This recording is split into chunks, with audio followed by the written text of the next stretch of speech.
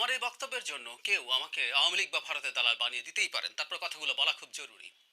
ধানমন্ডি ৩২ ভাঙাকে কেন্দ্র করে আজ আবার মারাত্মক একটা কেওস তৈরির পরিকল্পনা চলছে, একেবারে পরিকল্পিতভাবে এটা হয়েছে বলা যেতে পারে। শেখ হাসিনার মামলার রায় পড়া হচ্ছে।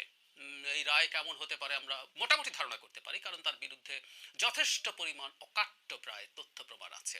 কিন্তু এই প্রেক্ষাপটে দাঁড়িয়ে একটা গ্রুপ বুলডোজার নিয়ে ৩২ নম্বরকে মাটির সাথে মিশিয়ে ওখানে খেলার মাঠ তৈরির আলাপ শুরু করেছিলেন। তারা যখন সেখানে গেছেন তাদেরকে ছত্রভঙ্গ করেছে পুলিশ এবং সেনাবাহিনী। আমি ব্যক্তিগতভাবে মনে করি এটার কোনো প্রয়োজন ছিল না, যে তারা যারা ভাঙতে যাচ্ছেন আজ আজ এমনিতেই বাংলাদেশের উপরে সারা পৃথিবীর ফোকাস আছে, এই রায়ের উপরে ফোকাস আছে, এখানে এই ৩২ নম্বর ভাঙতে যাওয়া, কারণ এই ৩২ নম্বর যেভাবে ভাঙতে কেউ যাচ্ছেন, এটা ভাঙা নৈতিকভাবে ঠিক আছে কি বেঠিক আছে ইজ এ ডিফারেন্ট ডিবেট। আমরা মানে ৩২ নম্বরকে আওয়ামী লীগের একটা সিম্বল, আওয়ামী লীগের স্বৈর শাসন, এক সময় পর্যন্ত ফ্যাসিবাদ, এক সময় পর্যন্ত মাফিয়া তন্ত্রের একটা প্রতীক হিসাবে দেখি। সো এটা নৈতিক ভিত্তি আছে এটাকে ভাঙা নিয়ে চিন্তা করার, কিন্তু এটা একটা বেআইনি কাজ। এটা হলো সবচেয়ে জরুরি কথা। সুতরাং আইন শৃঙ্খলা রক্ষাকারী বাহিনী সেই বেআইনি কাজটা প্রটেক্ট করারই কথা, তারা সেটা করতে গেছেন, করেছেনও। আমরা দেখছি গুরুত্বপূর্ণ ইনফ্লুয়েন্সাররা যাদের ট্র্যাকশন আছে প্রচুর, তারা ডাক দিচ্ছেন দাঁড়াতে, মানে সেনাবাহিনীর বিরুদ্ধে দাঁড়ানোর জন্য উস্কানি দিচ্ছেন মানুষকে। এটা এক ভয়ঙ্কর পরিস্থিতি তৈরির চেষ্টা বলে আমরা পড়তে চাই, আমরা এটাকে এভাবে ইন্টারপ্রেট করতে চাই।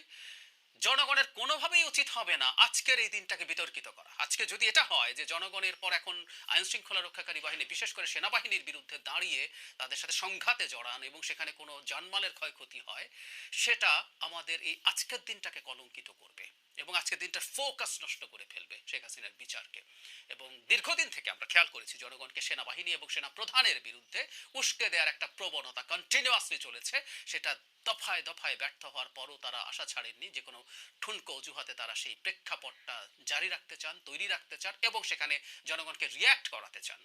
আমরা এটুকু মনে করব ৩২ নম্বরে আজকে যাওয়াটা কোনোভাবেই ঠিক হয় নাই। সেনাবাহিনী এবং পুলিশ মিলে যা করেছেন সেটাই করার কথা। ইনফ্যাক্ট এটা তাদের আইন শৃঙ্খলা রক্ষার দায়িত্ব তাদের। এখন তাদের বিরুদ্ধে যে কোনো উস্কানির ফাঁদে যেন আমরা পা না দিই। এটা আমাদের দেশের স্টেবিলিটির জন্য, সাস্টেইনেবিলিটির জন্য খুব বড় ঝুঁকি তৈরি করবে। আমরা একটা নির্বাচনের দিকে এগিয়ে যাচ্ছি, নানা রকম সংকটের পরও এটাকে বানচাল করার চেষ্টা এবং ষড়যন্ত্র অনেকে করছেন। সুতরাং এই ফাঁদে পা দেওয়ার মাধ্যমে আমরা আসলে সেটা করবো। যারা শেখ হাসিনা বা আওয়ামী লীগের বিরুদ্ধে বিভৎস রকম প্রতিহিংসা, প্রতিশোধ পরায়ণতা দেখাচ্ছেন, তাদের অন্তরে অনেকের মধ্যেই আসলে এটা কাজ করছে। আওয়ামী লীগের জন্য আমরা ন্যায় বিচার চাইছি, শেখ হাসিনা এবং তার অন্যান্য সাঙ্গপাঙ্গেরও ন্যায় বিচার হবে, সংগঠন হিসাবে আওয়ামী লীগের বিচার হবে, এগুলো আমরা প্রত্যেকটা এক্সপেক্ট করি। কিন্তু আমরা এমন কিছু করবো না যেটা আমাদের রাষ্ট্রের স্থিতিশীলতা নষ্ট করে, আন্তর্জাতিকভাবে আমাদেরকে চাপে ফেলে দেয়। সুতরাং আমি তেমন কেউ নই, আমার আহ্বানে তেমন কিছু হবে বলে মনে করি না, অনেক বড় ইম্প্যাক্ট আছে বলে মনে করি না। তারপর আমি চাই আমাদের বিশেষ করে শুভবুদ্ধির যেন উদয় হয়, আমরা কারো উস্কানির ফাঁদে যেন পা না দিই। প্লিজ আমরা কোনো রকম কোনো সংঘাতে সেনাবাহিনীর সাথে, পুলিশের সাথে যেন না জড়াই।